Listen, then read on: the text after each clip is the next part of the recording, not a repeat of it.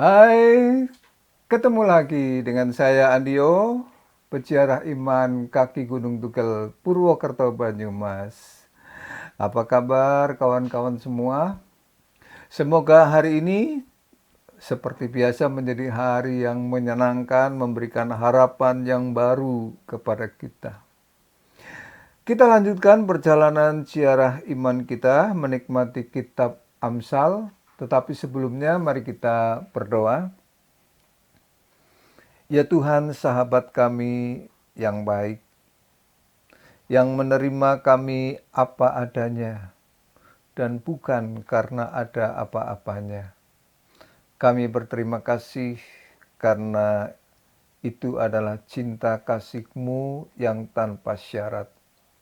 Bahkan sesungguhnya kami tidak layak menerima persahabatan yang daripada-Mu.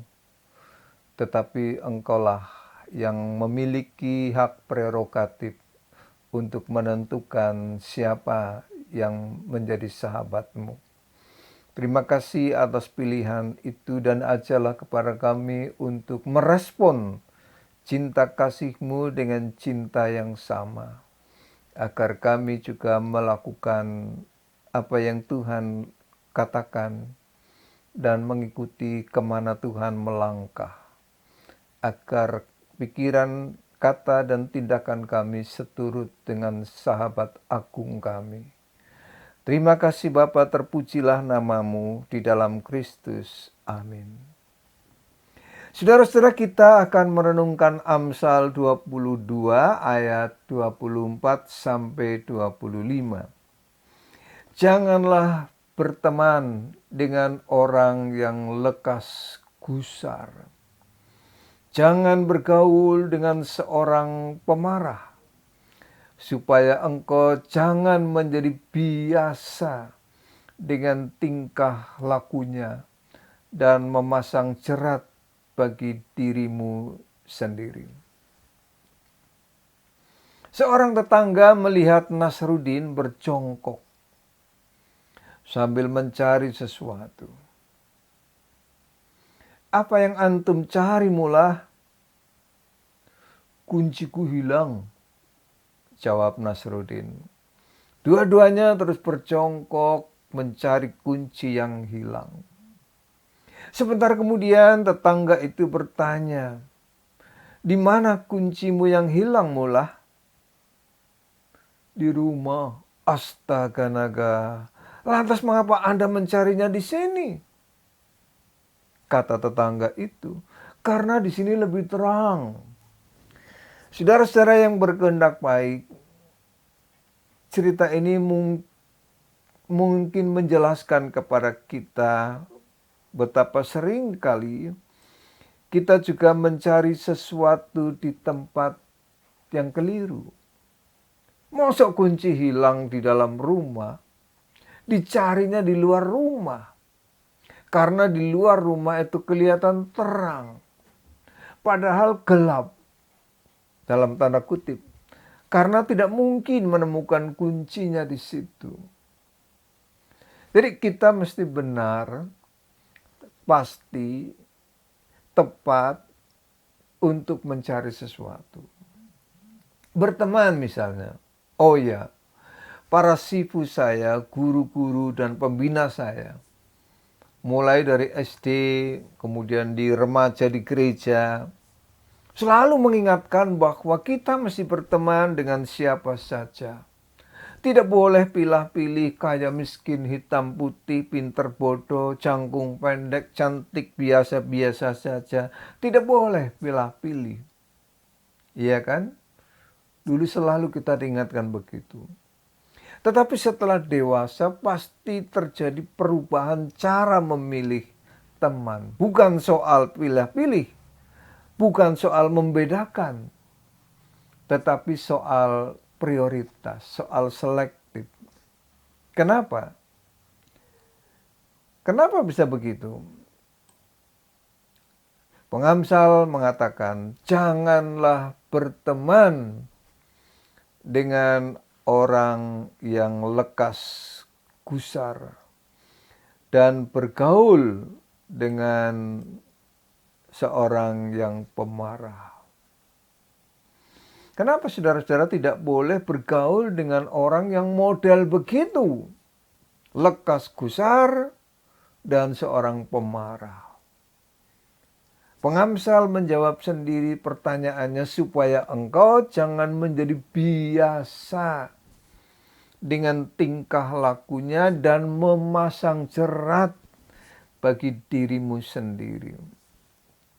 Jadi kita tidak boleh berteman dengan orang yang karakternya buruk, cepat gusar, bahkan tanpa alasan yang jelas gusarnya, marah-marah juga tanpa alasan. Kalau cuma marah, kan biasa. Beberapa waktu yang lalu, renungan kita juga mengatakan hal yang sama. Boleh kok marah. Bahkan silakan marah, asal ada alasan yang kuat untuk marah. Karena marah ini juga salah satu emosi yang dikaruniakan Tuhan. Alarm yang diberikan Tuhan kepada kita.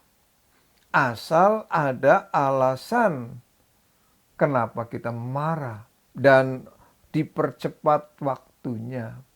Jangan sampai matahari terbenam. Kita harus sudah mengakhiri, menyudahi kemarahan. Jangan dibawa tidur. Jangan dipupuk. Tetapi jangan suka yang marah-marah. Apalagi yang marah-marah tanpa alasan yang jelas. Sedikit-sedikit marah. Sedikit-sedikit marah. Marah kok sedikit-sedikit. Nah, kenapa saudara-saudara lingkungan semacam ini harus dijauhi? Artinya disterilkan. Karena kalau tidak, kata pengamsal, lama-lama kita juga ikut terbentuk. Karena biasa melihat lingkungan gampang gusar, dan kegusaran dianggap hal yang biasa, yang umum, maka apa salahnya kalau kita gusar? Semua toh penggusar. Maka weweling para orang tua, eling lan waspodo. Zaman ini zaman edan. Yen ora melu edan, ora keduman, ora kumanan. Ini zaman edan, zaman gemblung, zaman gila. Semua tidak benar. Kalau lo mau benar sendiri, malah dianggap edan sendiri. Akhirnya apa yang terjadi saudara-saudara? Banyak yang memilih. Daripada dianggap edan sendiri, karena beda sendiri, maka ikut mayoritas sajalah. Ikut edan dan edan-edanan. Bahkan sampai edan beneran. Tetapi paweling itu kan sebenarnya belum selesai.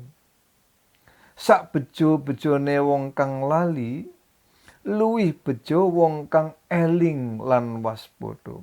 Jadi seedan-edane wong edan, itu lebih becik wong kang waras. Segila-gilanya orang, lebih baik mereka yang ingat dan waspada. Alias tidak melu edan, apalagi edan beneran, bahkan sampai buas edan. Pengamsal memberikan petua supaya engkau jangan menjadi biasa dengan tingkah lakunya dan memasang jerat bagi dirimu sendiri. Itu supaya tidak membangun kebiasaan yang buruk itu. Karena membiasakan hal buruk lama-lama akan menjadi karakter. Dan kalau sudah menjadi karakter, itu lebih sulit lagi. Sudah ngoyot, ngakar, dalam bahasa pengamsal, itu jadi jerat bagi diri sendiri.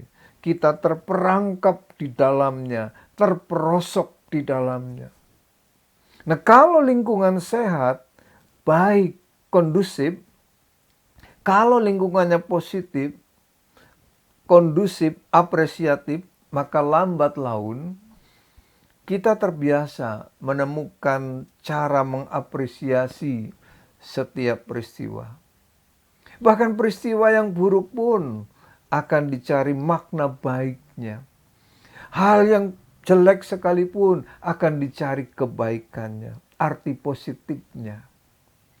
Dan lingkungan yang positif ini adalah lahan yang subur bagi benih-benih kebaikan.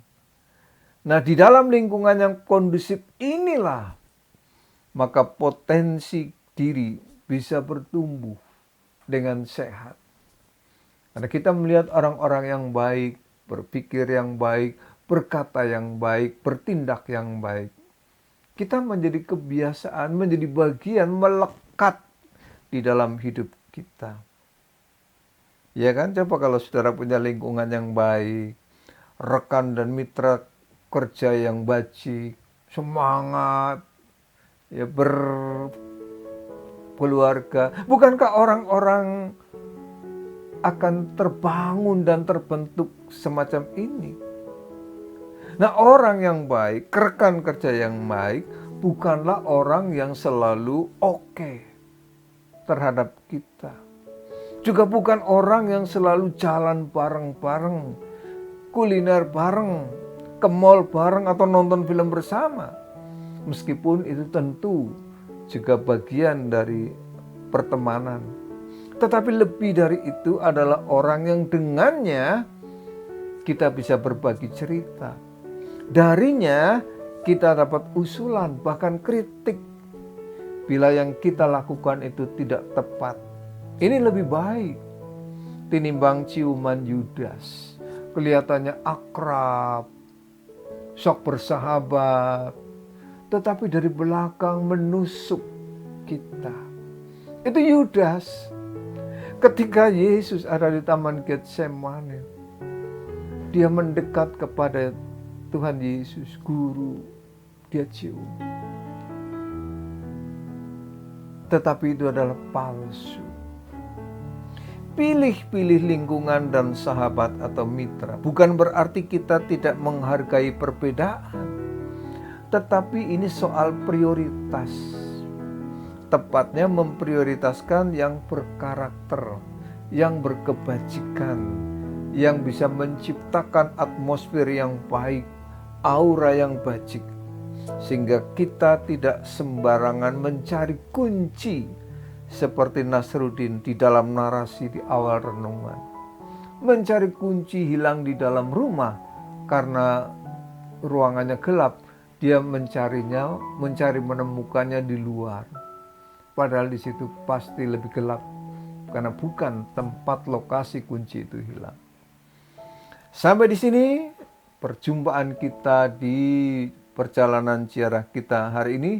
Kita ketemu dalam perjalanan selanjutnya. Tuhan memberkati kita semua. Amin.